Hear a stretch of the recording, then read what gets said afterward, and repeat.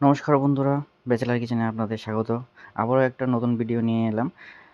আজকে রেসিপিটা হলো মিষ্টি কুমড়া, টমেটো, অল্প একটু টমেটো আর শুকনো মাছ, যেটা দিয়ে সুস্বাদু একটা রেসিপি বানাবো। মানে শুকনো মাছের চাটনির মতন হবে সেই রেসিপিটা।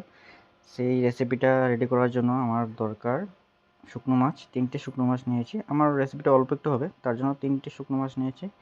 শীতল বলে এটাকে পুঁটি শীতল বলে আমাদের এখানে। আপনাদের এখানে কি বলে সেটা জানাবেন। আর পেঁয়াজগুলো কুচি কুচি করে কেটে নিয়েছি পরিমাণ মতন।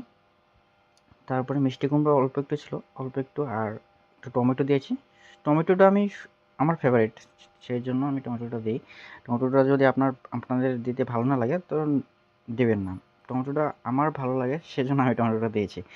টমেটোটা ছাড়াও মিষ্টি কুমড়োর তরকারিটা অনেক ভালো হয়। মিষ্টি কুমড়ো তো আপনারা চেনেন। তো মিষ্টি কুমড়োর আর শুকনো মাছ দিয়ে একটা রেসিপি বানাবো। তো তেলটা গরম হয়ে গেছে, এবার পেঁয়াজগুলো দিয়ে দেবো। পেঁয়াজগুলো দিয়ে দিয়েছি, একটু নেড়ে চেড়ে লাল হলে মশলাগুলো দিয়ে দেবো। মশলার মধ্যে আমি আমি শুধুমাত্র এই গ্রাইন্ডারে মরিচ আর রসুনগুলো পেস্ট করে রেখেছি। সেটা আমার মিক্সার গ্রাইন্ডার, অল্প খরচে আমি এটা রেডি করেছি, হোমমেড। তো মিক্সার গ্রাইন্ডারে মশলাটা আছে। আর পেঁয়াজগুলো যখন লাল লাল হবে তখন এই মশলাটা দিয়ে দেবো। মশলাটা যখন হবে তখন আমি শুকনো মাছটা দিয়ে দেবো। আরেকটা কথা আমি বলে রাখি, এটা শুধু হলুদ আর শুধু একটু লঙ্কার গুঁড়ো দিয়েই বানাবো রেসিপিটা, আর কোনো মশলা ইউজ করব না। এটা একটা ভালো রেসিপি, মানে খুব সুস্বাদু শুকনো মাছের একটা রেসিপি হবে। সঙ্গে থাকুন, ভিডিওটা দেখতে থাকুন।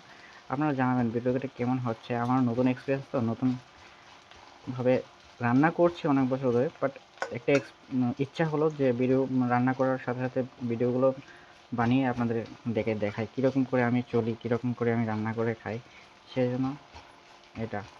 তো ভিডিওটা দেখে অবশ্যই লাইক একটা দিয়ে যাবেন। আর ভিডিওটা কীরকম হয়েছে, কী ইমপ্রুভ করতে পারবো, কী রান্না করতে মানে আপনাদের মতামত আমাকে জানাবেন। তো ভিডিওটা দেখার জন্য তো অসংখ্য ধন্যবাদ। আর চ্যানেলটাকে যদি সাবস্ক্রাইব করবেন তো আরও অসংখ্য ধন্যবাদ আপনাদের। তো পেঁয়াজগুলো এখন লাল লাল হয়ে গেছে, এবার মশলাটা দিয়ে দেবো। তারপরে সেই শুকনো মাছগুলো দিয়ে দেবো। মশলাটা দিয়ে দিলাম, মশলাটা একটু যখন হয়ে যাবে তারপরে শুকনো মাছটা দিয়ে দেবো। শুকনো মাছটা দিয়ে দিলাম, একসাথে হয়ে যাবে। তো পরিমাণ মতো লবণ, হলুদের গুঁড়ো আর একটু লঙ্কা গুঁড়ো দিয়ে দিলাম। তো মশলাগুলো যতক্ষণ একটু লাল লাল হয়ে যাবে তখন এই মিষ্টি কুমড়োগুলো দিয়ে দেবো। মশলাগুলো একটু লাল লাল হয়েছে, এবার মিষ্টি কুমড়োগুলো দিয়ে দেবো। মিষ্টি কুমড়োগুলো দিয়ে দিয়েছি, এবার নেড়ে চেড়ে দিয়ে দেবো। এবার 10 মিনিটের মতন লো ফ্লেমে এটাকে পাকাবো।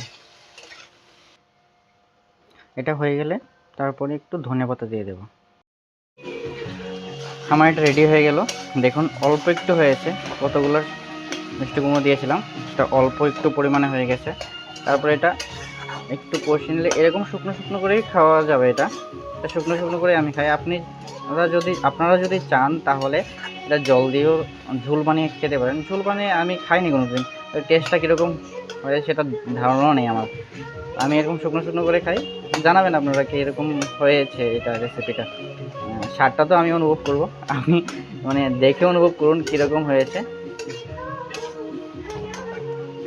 এবার একটু ধনেপাতা আছে, সেটা ধনেপাতাটা এটার মধ্যে দিয়ে নামিয়ে নেব। হয়ে গেল আমার রেসিপিটা। ভিডিওটা দেখার জন্য অসংখ্য ধন্যবাদ। চ্যানেলটা সাবস্ক্রাইব করে নেবেন। Thank you for watching my video.